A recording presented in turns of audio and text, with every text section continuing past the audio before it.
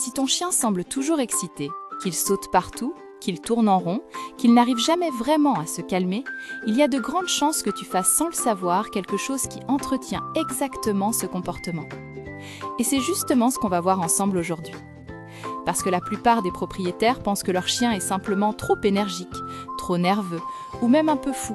Alors qu'en réalité, dans beaucoup de cas, c'est plutôt une question de routine, de signaux involontaires et de petites habitudes du quotidien qui stimulent ton chien sans que tu t'en rendes compte. Dans cette vidéo, je vais t'expliquer pourquoi certains chiens semblent toujours en mode excitation, quelles sont les erreurs les plus fréquentes qui entretiennent cet état et surtout comment ramener beaucoup plus de calme dans votre quotidien sans crier, sans punir et sans passer des heures à l'entraîner. Et si ton chien est comme ça, rassure-toi tout de suite, tu n'es absolument pas le seul. C'est même l'un des problèmes les plus fréquents chez les chiens de compagnie aujourd'hui. Beaucoup de chiens vivent dans des environnements très stimulants, avec beaucoup d'attention, beaucoup d'interaction, mais très peu d'apprentissage du calme. Et c'est souvent là que tout commence. Parce qu'un chien n'apprend pas naturellement à se calmer tout seul dans un environnement rempli de stimulation. Il apprend surtout ce qui fonctionne pour obtenir ton attention. Par exemple, imagine une scène très simple. Tu rentres à la maison. Ton chien est content de te voir. Il saute, il court partout, il remue la queue comme un fou. Et évidemment, c'est complètement normal. Mais ce que ton chien comprend dans ce moment-là est très simple. Excitation égale attention. Et ce petit détail change énormément de choses. Parce que plus un comportement fonctionne pour obtenir quelque chose d'agréable, plus un chien va avoir tendance à le reproduire. Et c'est souvent là que beaucoup de gens font la même erreur sans le savoir. Ils répondent au chien exactement au moment où celui-ci est dans son pic d'excitation. Du point de vue du chien, c'est comme si on lui disait sans le vouloir « continue comme ça, c'est parfait ». Et petit à petit, ce comportement devient la norme. Le chien apprend que pour déclencher une interaction, il doit monter en énergie. Mais il y a une autre chose que beaucoup de propriétaires ne réalisent pas. Certains chiens ne savent tout simplement pas comment redescendre. Parce que le calme, ça s'apprend aussi. On pense souvent qu'un chien fatigué va naturellement se poser, mais la réalité est un peu différente. Un chien peut être physiquement fatigué, mais pourtant rester mentalement excité. C'est un peu comme un enfant très stimulé après une journée pleine d'activité. Même s'il est fatigué, il peut rester agité parce que son cerveau est encore en mode stimulation. Chez le chien, c'est exactement la même chose. Et ce qui est surprenant, c'est que certaines activités censées fatiguer le chien peuvent parfois produire l'effet inverse.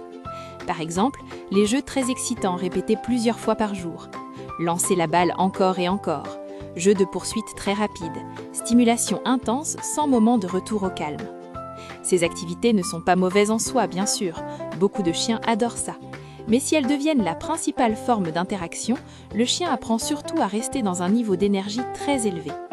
Et la transition vers le calme devient difficile, et la plupart des gens ne s'en rendent même pas compte. Parce que l'intention est toujours bonne, on veut simplement occuper son chien, lui faire plaisir, lui donner de l'activité. Mais parfois ce qu'il manque, ce n'est pas plus d'activité, c'est plus de structure. Un chien qui apprend à alterner entre des moments actifs et des moments calmes développe une capacité très différente à gérer son énergie. Et il y a un exercice très simple que tu peux commencer à tester dès cette semaine. Quand tu rentres chez toi, par exemple, au lieu de répondre immédiatement à l'excitation de ton chien, prends quelques secondes pour ralentir l'interaction. Entre calmement. Ignore les sauts ou l'agitation, et dès que ton chien pose les 4 pattes au sol ou commence à se calmer un peu, là tu peux lui donner de l'attention. Ce petit changement peut paraître insignifiant, mais pour ton chien, le message devient très clair. Le calme attire l'attention. Et c'est souvent ce petit détail qui change tout. Autre chose que tu peux essayer, créer de vrais moments de calme dans la journée. Par exemple, après une promenade. Beaucoup de chiens rentrent de balade encore très stimulés par toutes les odeurs, les rencontres, les mouvements. Si on relance immédiatement du jeu ou des interactions très dynamiques, l'excitation reste élevée. Alors qu'un petit rituel de retour au calme peut faire une énorme différence. Rentrer à la maison, laisser le chien boire, puis simplement s'asseoir quelques minutes dans un environnement calme. Sans parler beaucoup, sans relancer l'énergie. Ce moment aide le chien à redescendre graduellement. Et plus ce rituel devient habituel, plus le chien apprend que les moments calmes font partie de la journée. Et avec le temps, beaucoup de propriétaires remarquent quelque chose de très intéressant. Le chien commence à se poser beaucoup plus facilement. Il devient plus attentif, plus réceptif, et surtout, les pics d'excitation deviennent beaucoup plus courts. Et c'est souvent à ce moment-là que les choses deviennent vraiment agréables au quotidien. Parce qu'un chien calme, ce n'est pas un chien triste ou un chien éteint, c'est simplement un chien qui sait gérer son énergie. Et quand cette capacité apparaît, la relation devient beaucoup plus fluide. Moins de tension, moins de frustration, beaucoup plus de moments simples et agréables ensemble. Alors si ton chien semble toujours excité en ce moment, essaye simplement d'observer 2 ou 3 petites choses dans ta routine. À quel moment tu lui donnes le plus d'attention? À quel moment l'énergie monte? Et surtout, à quel moment le calme est récompensé? Parfois, quelques petits ajustements suffisent vraiment à transformer l'ambiance au quotidien. Et si tu veux, tu peux me dire en commentaire comment ton chien se comporte à la maison. Est-ce qu'il saute beaucoup? Est-ce qu'il s'excite dès qu'il te voit? Ou est-ce que c'est plutôt pendant les promenades que c'est compliqué?